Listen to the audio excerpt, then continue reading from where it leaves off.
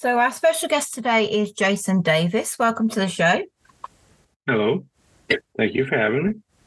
You're very welcome. So can you tell us a little bit about yourself and what got you started in writing? Well, I love reading. Is I as to what got me started, I would have to say I don't really know where it began. As far as I can remember, when I was a kid, my parents got me a typewriter. Yes, I'm that old. And I just started checking out these short one-page little short stories, and just wake up early in the morning and just start typing away and just went with it. So, as far back as I can remember, I've always been writing. Brilliant. So what was the first horror story that you've ever wrote? It was basically a variation off of like a Dracula, some vampire. It pretty much was just a Dracula ripoff, but summed up into one page. So what I drew don't you even to the remember reading Dracula, but I remember that's where the story basically was. So what drew you into the horror genre? That actually comes from a lot, I think, to do with my mother. She was obsessed with horror films to where I was exposed to them at probably a much earlier age than I should have been. Um, Yeah. it's funny how we think nowadays when we think about all the things we watched when we were kids and how we're let our own children watch those nowadays, and that is so true. But yeah, I remember, um, you know, just she was obsessed with watching horror films, and I was more of a reader than a watcher. I would just always read a lot of books, but I would watch the movies with her as well, and eventually I was terrified of them actually, and Yeah. over time, I would actually Nightmare on Elm Street being my biggest, fear for a long time until one day I actually sat down and made myself watch all of the movies in a marathon. I just told myself I'm going to get over this fear and I'm going to sit down and watch them. And that kind of spread into this continuing to do that, facing my fears and watching and reading what I was afraid of. Yeah, it's a good way of doing it, isn't it? Mm-hmm. The three process for developing a story. So where does your ideas come from? Um, that is very tricky because I feel like there is the part of them comes from, just dreams, but then part of them just comes from the natural flow of writing the story. Yeah. Um, like I try to outline out my stories, but I would have to say that not a single, the only one that has ever followed the outline is probably the story that I'm least most disappointed with. I feel like as I'm writing, the stories kind of develop their own life, and that if I hold myself too much to the outline, it just kind of suffocates it. Yeah. So, and it just, I just will start just sitting there and just start typing away and just continuing and keep going. And yeah, they just kind of one word becomes another, follows another, and in the next paragraph, and they just seem to kind of come to life as I'm typing them. Yeah. So how do you create your characters? Um,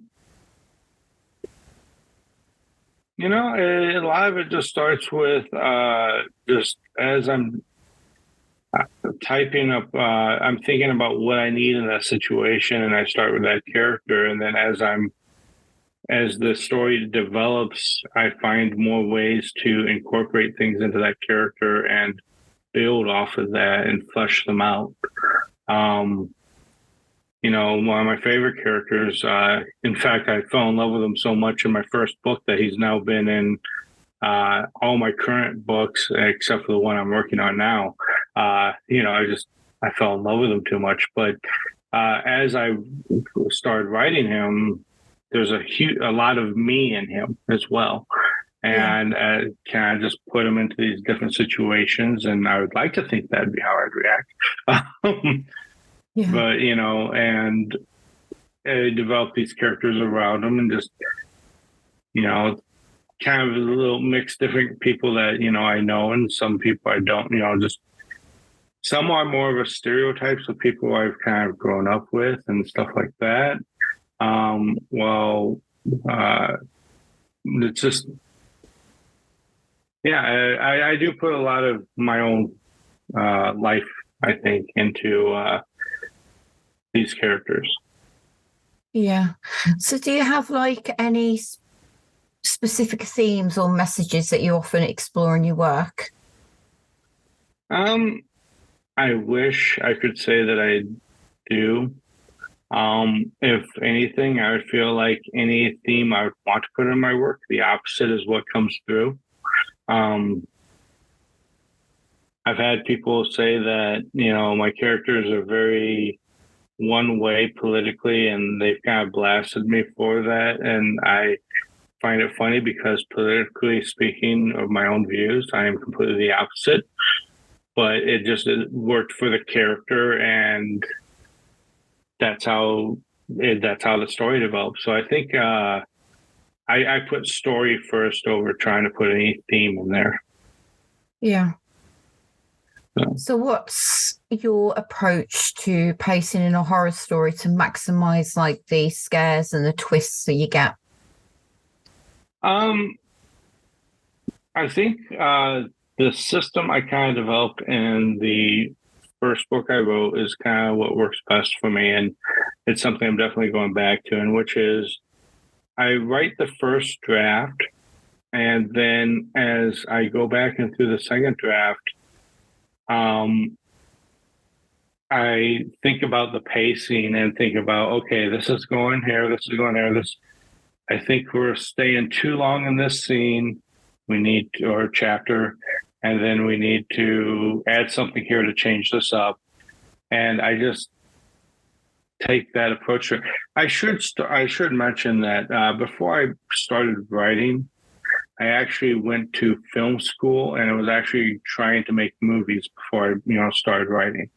And so when I started writing, I kind of feel like I took that approach to it of like if I had shot a movie and I was going back through and doing the editing process, I think about, okay, is this chapter or scene working for me? Do we need to add some other element to build up to this? Is this dragging on too long? Should we cut this out? And, I take that kind of that editing approach to it as I'm going back through. The first draft is just me throwing everything into it and seeing what sticks. Yeah. So what's been the hardest part about writing a book in the horror genre? Having been around so much of the horror genre, I feel, and now working on my fifth book, I have to say the hardest thing for me now is confidence in what is actually scary anymore. I feel like I've gotten to a point where I myself has kind of gotten very desensitized to a lot of things. So it's been like almost 5 years since my last book and the one I'm currently writing, because I lost a lot of confidence for a while. And I'm only just now starting to get it built back up, get myself back into the groove of writing more horror stories. Why do you think that you lost your confidence? My last book hit some negative reviews from some people that I had always praised my work in the past. and that kind of threw me for a loop. And I fully blame myself because I felt like I had gotten overconfident and felt like I didn't go through a lot of my processes like I had in the past of trying to go back through and seeing what works and what didn't work. I quickly wrote the book. I put it together. I put it out there, and I didn't check myself, I guess you could say, and it kind of shows in how people reacted to it or lack of reacting to it, and I kind of got a little bit of a reality check with that. Yeah, it can be difficult when you get negative reviews. Yeah. But the best thing to do, really, I know it's hard, but it's not to try and take those reviews to heart. And maybe if they're constructive with constructive criticism, then obviously you take that on board and you try and do better. But if they're nasty comments, just berating your work, then you don't take that to heart. Yeah, and I should have at the time. I felt like it was good for me to have this break because the book that I'm working on now, I easily feel like I would have done the same thing to it, and I'm glad I took that break. And I'm rereading it now, getting it ready for to send to get it edited and have it out for next year. And I'm very happy with it. I was so down on it for like the last 3 years, but rereading it, it's kind of helped lift me back up. It's helped fill me back with some confidence, and I think I needed that break. Yeah. So, what's been the most difficult scene that you've ever had to write? I know there is. I don't like writing scenes of intimacy, sexual relations. It's one thing. I'm not a big fan of it. In fiction, I usually, if it doesn't, it feels like most stories just put it in there just to have it in there. And I'm not a fan of that. If it doesn't work for the story, I would never put it in. I did actually have in the novel I'm currently working on, there is a sex scene in there, and that was probably one of the most difficult ones for me to write because it is outside of my comfort zone. I feel like I'm writing a cheesy romance during that scene, and just all the cliches. It's hard keeping those, cliched phrases out of your mind as you're trying to write the scene. So. Yeah, they can be quite hard, can't they? Yeah, so that was probably one of the most difficult things I wrote. So can you talk about one of your most popular books and how you think that resonated with your readers? Well, yeah, I've always been, and I'm glad to see that what I feel is my best books, other people have said are as well. That would be, it's hard to talk about one without the other because they're a continuation off of each other. Yeah. But I guess if I did just talk about one book, it's the follow-up book, Caught in the Web. It's the third book that I wrote, and it is I wrote it to be that it could work as a standalone, but it's also meant to be a sequel to Hatched.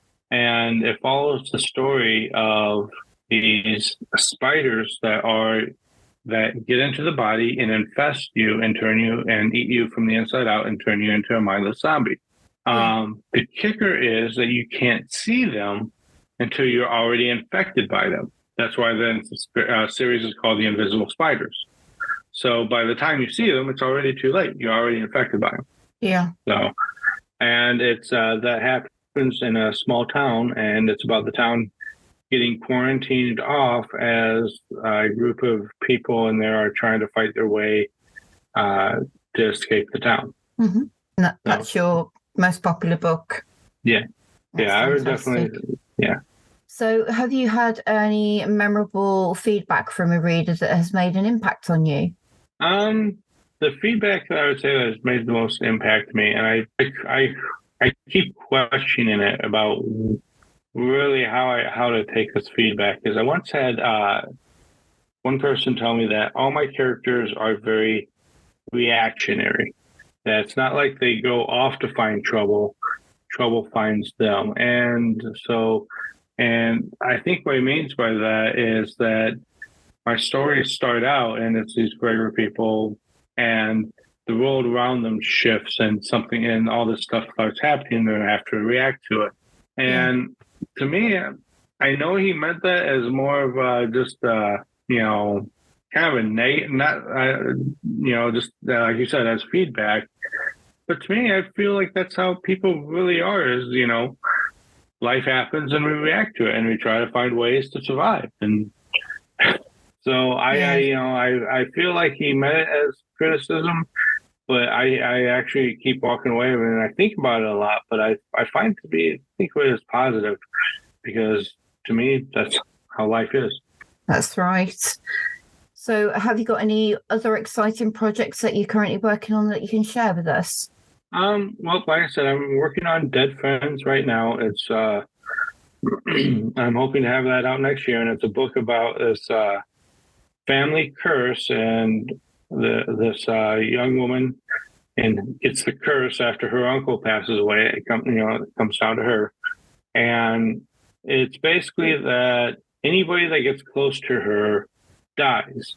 But the kicker is that they come back and only she can see them as kind of this phantasm that and they haunt her.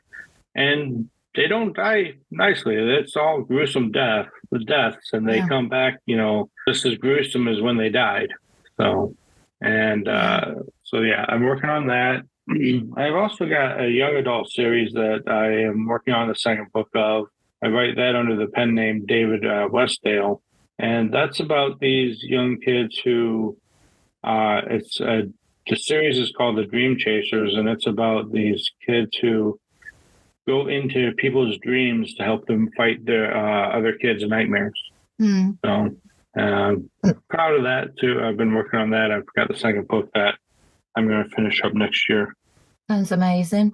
So what advice have you got for aspiring writers who want to break into the horror genre? Well, I would say keep writing, keep reading. Those are always two biggest things. And try to find your own way of getting through writer's block. Everyone has it. Everyone has different ways of getting through it. Find what works for you.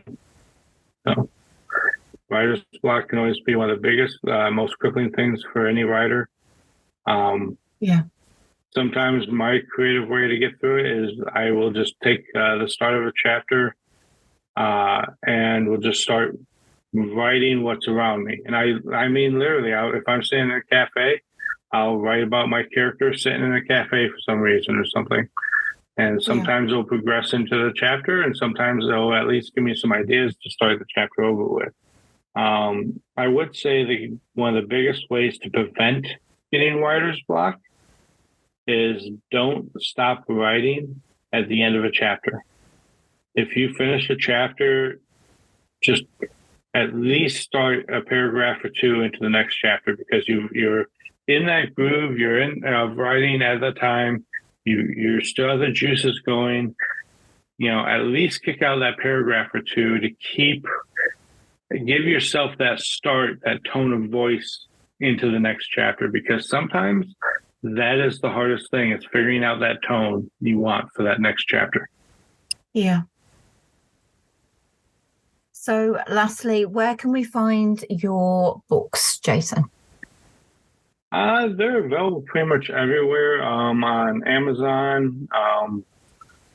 I know that they should be still available in the Google Play Store for the digital versions, as well as on the iBook store. I do know that they're available on Audible for anyone who likes audiobooks. Let's see. I believe you can. I doubt they'll actually be on the shelves at any bookstores, but you should be able to order them through any bookstore as well. Yeah, that's fantastic. Well, thank you for your time, Jason. It's been a pleasure having you on the show. Is there anything else you'd like to add at all? No, it's been a pleasure talking to you. I can't think of anything else. Just I hope people enjoy my books, and I always enjoy feedback. If anybody wants to visit my website, jasonrdavis.com, I've actually been posting Dead Friends chapter by chapter onto my website just to give people a taste of the beta for it. And then once at the end of November, I'm going to be pulling all of that down so that way we can go to edit and start working on getting that edited. But for right now, with it being in beta, it's up there for anyone to give any kind of feedback. They can visit jasonrdavis.com and start reading. That's fantastic. Well, thank you for your time, Jason. It's been lovely speaking with you.